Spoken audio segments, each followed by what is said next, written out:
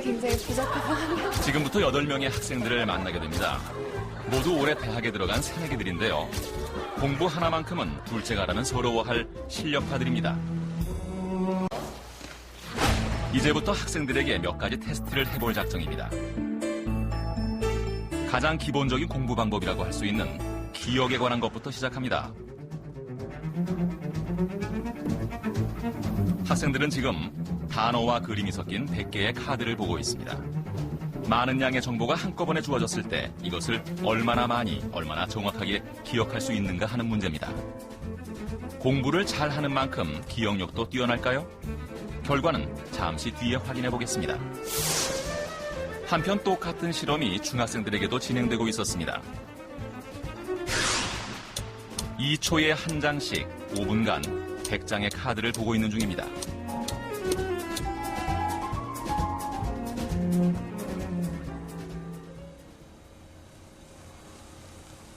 순서 없이 섞여 있는 100장의 카드를 본 후 그 자리에서 바로 기억해 보기로 했습니다.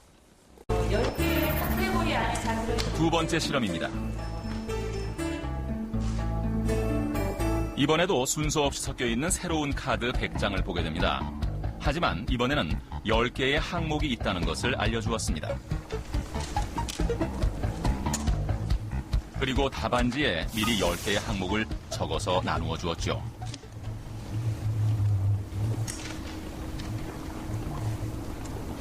결과는 과연 어땠을까요? 두 번 다 100개의 카드를 기억하는 테스트였습니다. 두 번째에는 단지 항목별로 기록할 수 있도록 했을 뿐인데 결과는 상당한 차이를 보였습니다. 어떤 학생들은 기억해낸 양이 2배로 껑충 뛰어올랐는데요. 학생들의 얘기를 들어보겠습니다. 2차는 나눠서 외워가지고 더 잘 떠올랐던 것 같아요. 그 과일 관련된 거 기억하고 학용품 관련된 거 기억하고 하면서. 분류화해서 암기를 하니까 본인은 어떤 것 같아요? 네, 더 잘 외워지는 것 같아요. 그 분류하는 그 분야 특징이 있어갖고 거기에 다 생각이 나던데. 여기서 처음에 등장했던 8명의 학생들에게 돌아가 볼까요? 학생들은 평균 46개 이상의 카드를 기억해냈군요. 같은 실험을 한 중학생들보다 2배 정도 많은 양을 기억했습니다. 여기서 더 놀랄 만한 것은 답안지의 내용이었습니다. 8명의 학생 모두 항목별로 묶어서 기록을 했던 것입니다. 마치 항목을 미리 제시해 주었던 2차 실험에서처럼 말이죠. 아예 제목을 붙여가면서 기록한 학생도 있었네요. 한꺼번에 많은 양을 기억해야 할 때 비슷한 것끼리 모아서 분류화하면 훨씬 효과적입니다. Related to things that they already know in memory. And it turns out we know from many experiments that when you elaborate on incoming information and you relate it to things you already know, that gives a big boost to memory because you're calling on your past knowledge and experience to help you encode new information. 기억에서 분류화는 아주 중요한 부분입니다. 그런데 이 분류화에는 함정이 있습니다. 이어지는 문제를 보시죠.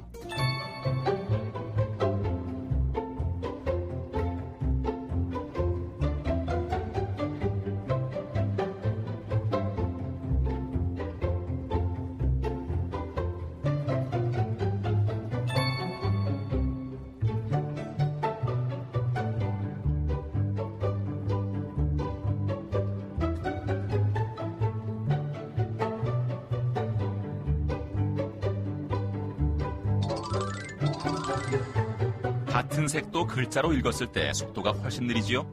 글자의 의미가 머릿속에서 방해하기 때문입니다. 공부를 잘하는 사람의 경우는 이렇게 적절한 걸 빨리빨리 찾아내고 불필요한 걸 억제하는 그런 훈련이 자기도 모르게 상당히 쌓인 사람이라고 그렇게 볼 수가 있겠습니다.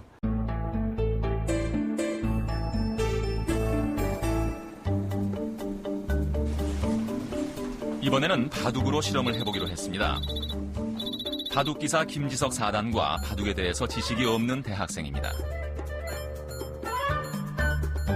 두 사람은 동시에 게임 중인 바둑판 형세를 외우고 있습니다. 같은 내용이지만 그것을 기억하기까지의 과정은 다르다는 것을 확인해 볼 작정입니다. 방금 본 바둑판 형세를 복기하도록 주문하자 두 사람의 기억이 눈앞에 드러나기 시작합니다. 김지석 4단은 꽤나 여유 있는 표정으로 정확하게 기억해냈습니다. 어떻게 이 많은 것을 기억할 수 있는 것이죠? 바둑을 처음 접하시는 분은 잘 모르실 수도 있겠지만 저희가 봤을 때는 익숙한 모양도 뭐 몇 가지 있었고요. 그리고 외우기 쉬웠는데 그냥 무작정 외웠어요. 패턴 같은 거는 잘 모르겠어요.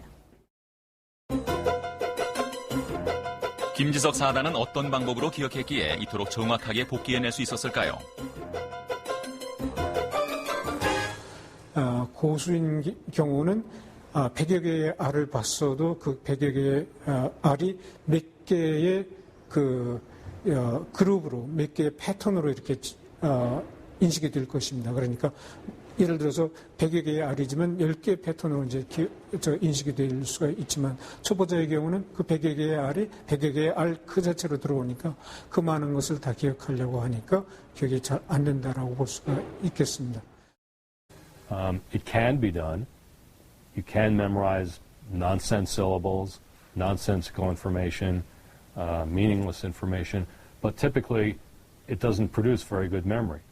So the important point is that good memorization follows from good comprehension. The two are very closely related. 다시 공부 이야기입니다. 최선의 기억은 이해로부터 시작된다는 원칙은 공부에 그대로 적용됩니다. 학생들은 그 포인트를 정확하게 알고 있었습니다.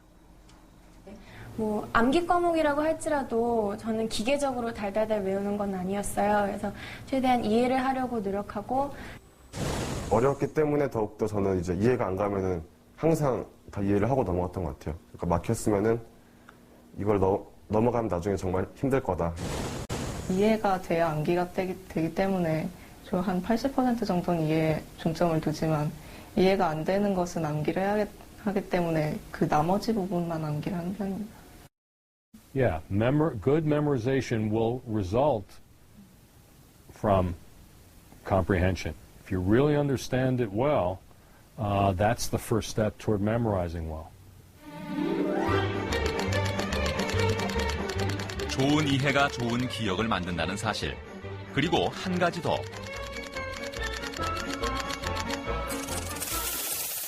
기억을 정확하게 다져주는 부호화의 방법이 있습니다.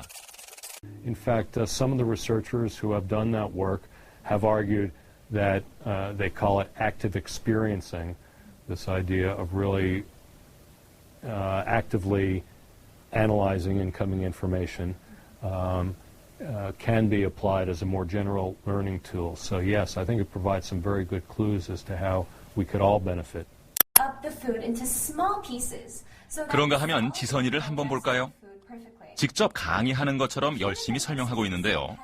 지선이가 주로 하는 공부 방법입니다. 자신이 이해한 내용을 말하고 듣고 보고 쓰는 과정을 통해서 정확하게 암기하게 되는 것입니다. There's a large intestine, but first we have to memorize what the 눈으로도 읽고 또 입으로도 말하고 또 손으로 이렇게 필기하듯이 낙서하면서 하다 보니까 삼중으로 그렇게 공부가 되더라고요. 창현이가 주로 쓰는 암기법은 첫 글자를 따서 전체를 암기하는 방법이라고 합니다. 그런 식으로 한 번만 성공을 하면 정말 딱 그게 다 외워져요. 왜냐면 첫 글자를 다 외웠으니까 그럼 첫 글자가 뭘 의미하는지 알면 되니까.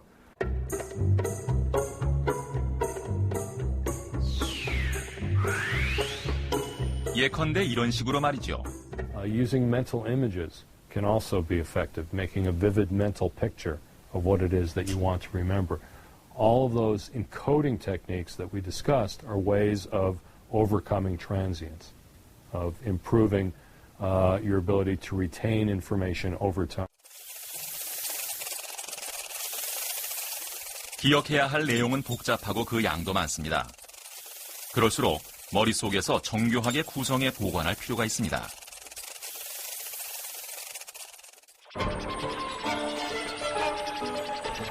이번에는 기억의 또 다른 얼굴, 망각에 대한 이야기를 해볼까 합니다. 먼저 간단한 문제 하나를 보여드리겠습니다.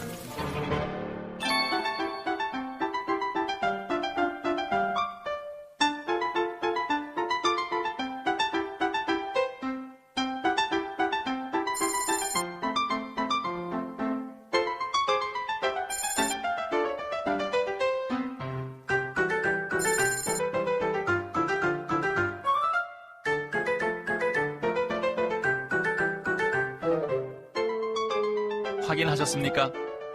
간단해 보이는 문제 앞에서도 우리의 기억은 그다지 힘을 발휘하지 못한다는 사실을요. 최초로 인간의 기억 능력을 과학적으로 연구한 헤르만 에빙하우스. 그가 밝혀낸 수많은 이론 중에 망각에 관한 내용에 주목할 필요가 있습니다.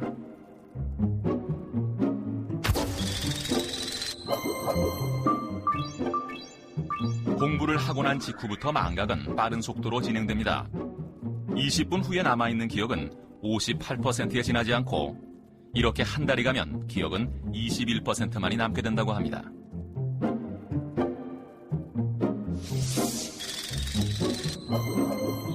그러나 이 그래프는 반복에 의해서 바꿀 수가 있었습니다. 일정한 간격을 두고 한 달간 반복 학습을 하면 기억은 처음 상태 그대로 유지됩니다. 효과적인 반복이 망각을 이겨낸 것이죠. He made a discovery that turns out to be quite reliable and quite general and tells us a lot about the characteristics of how memories change over time. 소담이는 노트를 가지고 반복 학습을 철저히 지켰다고 합니다. 노트를 초벌 작성한 후에 그 바로 쉬는 시간이나 아니면 그 다음 쉬는 시간 적어도 점심시간 때까지는 오전 수업의 경우 정리를 하려고 노력을 했고, 그리고 또 중간고사나 기말고사 같은 시험 기간 전에 또 그 노트를 보면서 복습을 하면 더 반복 효과가 높죠. 최고의 반복 효과는 많이 보는 수밖에 없다. 창현이의 말인데요. 잘 외워지지 않는 공식이나 어려운 내용이 있을 때 창현이는 그것을 써서 주변 곳곳에 붙여둡니다. 이렇게 하면 자연스럽게 반복해서 보게 되는 것이죠.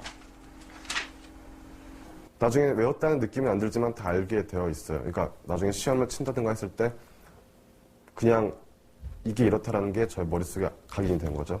콘텐츠 보면서. 하지만 공부란 모두가 알다시피 개인차가 무척 큽니다. 누구는 금세 이해하고 기억하는 반면 누군가는 항상 뒤처집니다. 프리드리 헤세 교수는 여기서 공부의 근본적인 의미를 말해줍니다. Wir müssten jetzt definieren, was Lernen alles ist. Lernen ist vor allen Dingen, dass ich neue Sachverhalte integriere in ein vorhandenes Wissensnetz. Und wenn ich neue Sachverhalte in ein Wissensnetz integriere, dann ist es wichtig, dass ich es so gut verbinde mit von vorhandenem Wissen, dass diese Verbindungen auch wirklich etabliert werden und dann kann ich dieses Wissen anwenden.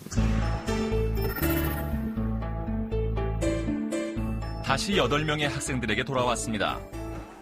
이번에는 4명씩 나누어 앉았는데요. 자, 준비하고. 두 팀은 동시에 모니터를 통해서 그림을 보고 있습니다.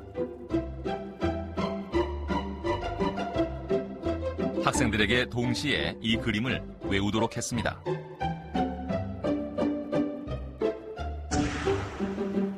같은 그림이지만 두 팀에게는 각각 다른 제목이 주어졌죠.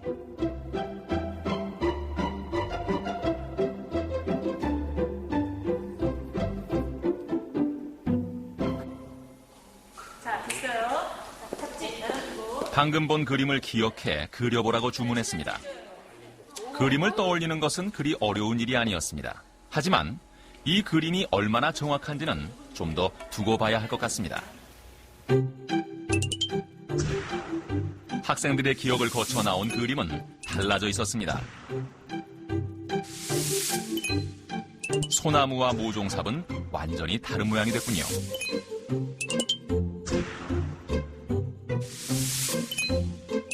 총과 빗자루도 묘하게 구별되지요. 숫자는 7과 4로 나뉘어졌고 알파벳 S와 숫자 2도 뚜렷하게 그려졌습니다. 소나무 아이 있지 않았냐 뭔가? 그게 있었는데. 아, 그래, 나무. 자기가 그린 그림을 보고도 무척 흥미로워하는 모습인데요. 내가 잘못 기억하고 있는 걸까 하는 생각도 잠시. 기억력에는 문제가 없습니다. 뭐뭐였는지 기억나요? 한번 읽어봐요. 뭐뭐였던지. 이 초생달, 소나무, 모래시계, 총 맞나? 나팔? 얘는 배의 방향 조정키. 이렇게. 이거 글씨 길어서 외웠어요. 이 똑같은 거 옆에 친구한테 주고 뭔지 한번 물어볼게요. 한번 들어봐봐요. 예. 팔. 씨. 모종삽. 탁자. 빗자루. 태양. 학생들이 본 그림은 주어진 제목의 이미지와 결합되면서 서로 다른 모양으로 기억됐습니다. 새로운 정보는 자신이 기존에 갖고 있던 기억과 결합된다는 것을 확인한 셈이지요. 이게 아니라 반대잖아요. 이 초생달, 소나무, 창문과 커튼, 강낭콩. 이게 강낭콩이 아니라 뭐야, 쟤네는? 강낭콩 맞을걸? 그러니까 니네 얘네가 이게 뭐지? 카누. 모래시계 7. 총. 기억이라고 하는 것은 처음부터 끝까지 구성입니다. 그러니까 사진 찍듯이 그냥 착하닥 해서 집어넣었다가 착하닥 끄집어내는 것이 아니라 처음에 들어갈 때도 구성, 나올 때도 재구성입니다. 같은 강의를 들어도 기억은 달라집니다. 피자를 4분의 1로 나누라는 말에 동그란 피자를 떠올린 아이가 있는가 하면 울퉁불퉁한 부침개를 상상한 아이가 있을 수도 있다는 얘기지요.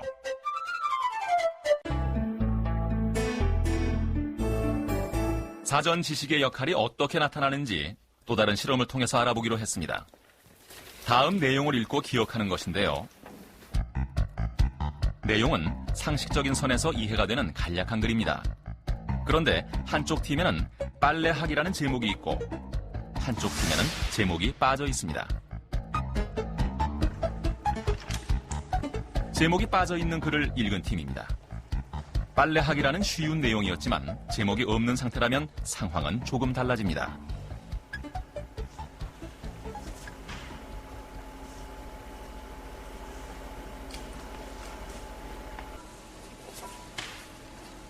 기억을 끄집어내는데도 시간이 좀 걸리나 봅니다. 제목은 내용을 파악하고 기억할 수 있는 틀과 같은 것입니다. 그것이 없는 상태에서는 의외로 무척 난감함을 느끼게 됩니다. 기억도 잘 되지 않습니다. 학생들은 어땠을까요? 그러니까 처음에 읽었을 때는요, 이게 뭔지 몰랐는데 읽다 보니까 분류하고 기계에 넣었다, 기계를 쓰고 다시 분류한다니까 빨래구나. 그걸 떠올리면서 다 맞네 이렇게 해서. 어땠어요? 서은이는 빨래라는 거 알았어요? 저는 빨래보다 청소로. 기계 하기 때문에 청소기. 정원이. 분리수거하고 재활용이라 생각했거든요. 그러니까 종이를 받아들고 위에 제목에 세탁하기라는 제목이 있었죠. 읽으면서 어떤 느낌 들었어요? 그런데 이 팀에서는 재미있는 상황이 있었네요. 제목 못 봤어요. 제목 못 봤어요. 얼마 읽었거든요. 절로 가야 될 것 같은데. 절로 가야 될 것 같아요. 다시 기억을 해보면 세탁기가 아니라 그냥 기계였고 옷도 갠다는 말이 아니라 그냥 분류해서 정돈한다, 사용한다, 입는다가 아니라 그런 거였잖아요. 근데 빨래라고 딱 그냥 제목을 머리에 받고 생각을 하니까 모든 게 빨래로 보이는 거예요. 글 자체는 사실은 무엇이냐면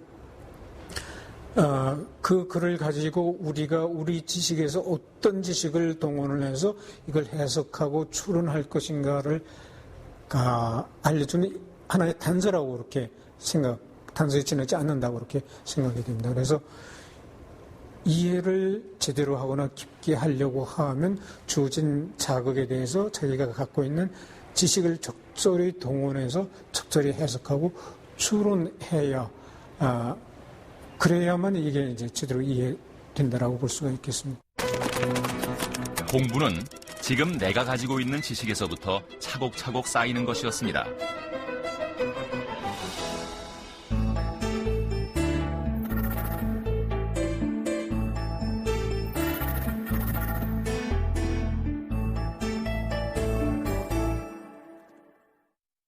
사전 지식이 중요한 이유는 앞으로 얼마나 많이 배울 수 있느냐, 얼마나 고급 지식을 쌓을 수 있느냐를 결정하기 때문입니다.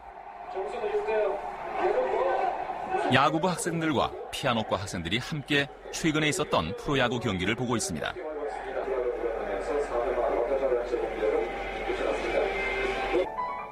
다음으로 피아노 연주의 한 부분을 듣습니다.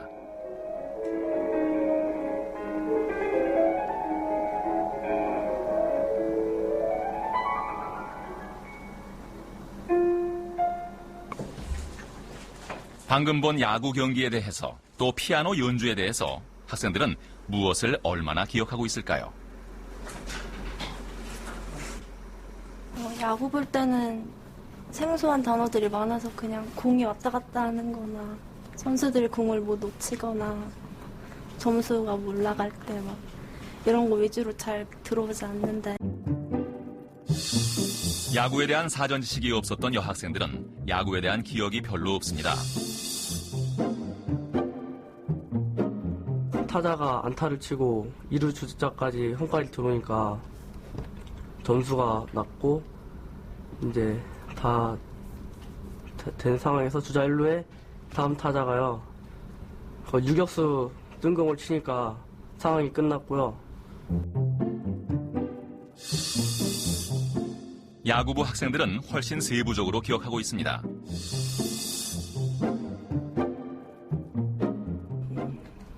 답을 쓸 때는 야구는 한 번에 기억이 났는데요. 음악을 답을 쓸 때는 그냥 대충 그냥 생각나는 대로 막 아무렇게나 적어 있었어요. 기억의 양도 확연히 차이가 납니다. 어떤 여기는 감정이 어떻고 여기 멜로디는 어땠고 여기 단조가 장조에서 어떻게 변했고 이거를 언제 어떻게 감상을 하고 싶은지 이런 거를 다 잘 쓸 수가 있었어요. 인지심리의 냉엄한 원리인 빈익빈 부익부입니다. 그러니까 지식이 부족한 사람이면 정보 처리를 제대로 못해서 이해를 제대로 못하고 따라서 기억을 못하고 기억을 잘 못하니까 지식이 줄어드니까 그 다음 걸 이해를 또 못하고 이렇게 해서 계속해서 빈익빈으로 가는 반면에 지식이 많은 사람은 지금 주어진 정보 자극들을 많은 지식을 동원해서 잘 정보 처리하고 잘 조직화해서 기억하니까 지식이 늘어나니까 그 다음번에 이제 또 좋은 정보 처리를 하고 그래서 또 기억이 늘어나고 해서 빈익빈 부익부식의 그러한 원리가 이제 계속해서 적용이 되는 것인데 인지 세계에는 빈익빈 부익부라는 냉엄한 논리가 숨어 있었습니다. When I try to remember, I do use elaboration. I try to elaborate. I try to think about how some new information fits with things I already know. I try to make associations, and it is very helpful. 8명의 학생들이 또 한 번 100장의 카드 외우기를 하고 있습니다. 이번에는 프린트된 100장의 카드 세트를 받아서 각자 외우는 것입니다. 학생들의 뛰어난 기억력을 보는 거냐고요? 아닙니다. 어떤 방법을 쓰고 있느냐를 살펴보는 것이죠.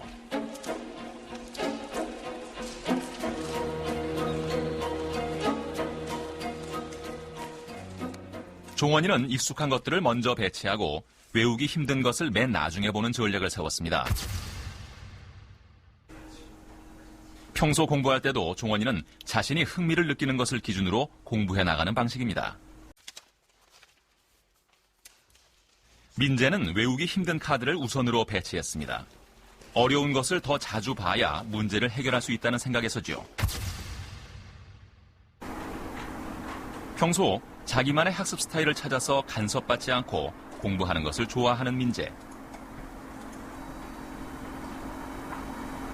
표나 벤 다이어그램이나 그림 같은 걸 활용해가지고 정리하는 걸 굉장히 좋아하고요.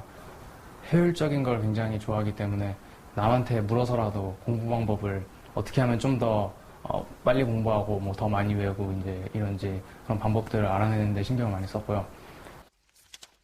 서은이는 자기가 좋아하는 것과 싫어하는 것을 기준으로 카드에 순서를 매겨 외웠습니다. 차분하게 정돈해가며 공부하는 서은이. 주변 상황보다는 자신을 되돌아보면서 꾸준히 공부해왔다고 합니다. 교과서에 있는 핵심 용어나 핵심 그런 포인트들을 노트에 따로 정리를 해요. 그래서 이동할 때든 그 노트만 가지고 노트를 보면서 기억을 하려고, 암기를 하려고 해요. 신규는 항목으로 분류한 후에도 한 장씩 순서를 정해 세밀하게 외웠습니다. 공부할 때 따로 노트 필기를 하지 않는다는 신규. 교과서에다가 적기도 하고 문제집 풀 때는 문제집 빈 여백에다가 풀이 과정과 계산 과정을 적으면서 공책 쓰기가 번거롭고 시간 절약이 되잖아요. 저런 데다 쓰면은. 학원에서 듣는 거는 이미 학교에서 거의 다 들은 거고 혼자만의 시간을 많이 갖는 게 좋다고 생각해요. 혼자서 자습하고. 카드를 외우면서 창현이는 다른 사람의 암기 방법에 유독 관심이 많았는데요.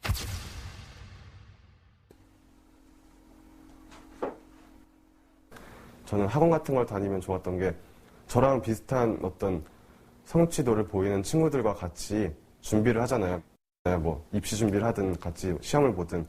그럴 때 저는 같이 약간 그런 친구들이랑 약간 경쟁심 같은 게 있는데 저는 약간 그게 뭐 좋다 이런 거 아닌데 되게 속에서 정말 이런 분위기에서 열심히 해야겠다 이런 걸 되게 많이 느꼈어요. 공부 잘하는 학생들에게는 뭔가 특별한 것이 있을 거라고 생각하곤 합니다. 그 비법은 바로 자기 자신에게 있었습니다. 지금 나에게 필요한 것이 무엇인지, 가장 효율적인 것이 무엇인지를 알고 자기만의 학습 방법을 찾아냈던 것입니다. 2달 전의 기억 실험이 학생들의 성적 향상에 영향을 미친 걸까요? 사회. 과학이요. 그 한 번의 실험으로 참가했다는 그거 가지고? 그러니까 약간 달라진 거죠. 사회를 그렇게 해봤는데 사회를 세기별로 이렇게 나눠서 한번 외워봤는데요. 사회 점수가 높은 점수가 나왔어요. 전보다. 단 한 번의 기억 실험을 했을 뿐이었는데요. 도대체 무엇이 학생들을 변하게 한 것일까요? 제가 짐작하건데 그번 학생들은 내 인지 과정, 내 학습 방법에 대해서 좀 생각을 해봐야겠구나, 이런 전략을 쓸 수 있겠구나 라는 생각을 하지 않았을까. 이제 그렇게 되고, 그러면서 이런저런 방법에 대해서 눈여겨보고 자기 학습 방법을 되서 살펴보고, 그러면서 당연히 학습 방법이, 공부하는 방법이 이렇게 향상되지 않았나, 이제 그렇게 생각됩니다. 그러니까. 자신의 학습 방법을 스스로 모니터링하는 과정, 즉 메타 인지 형성은 과학이 설명하는 최고의 학습 방법입니다.